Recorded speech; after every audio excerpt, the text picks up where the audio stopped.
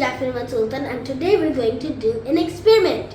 The experiment's name is Relationship of Current and Resistance with Temperature.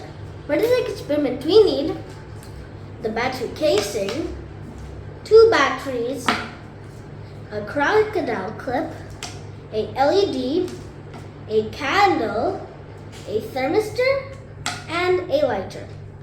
First, we're going to put the batteries in the battery casing. Then we're going to take our black side and attach it with the smaller end of the LED.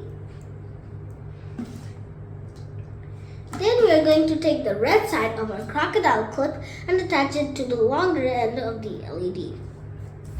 Look guys, the LED is lit, but it is very dim because the thermistor is not heated up.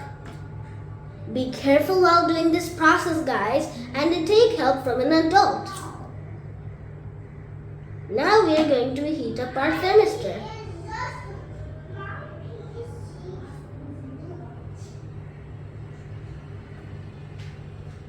Look guys, the LED is getting brighter.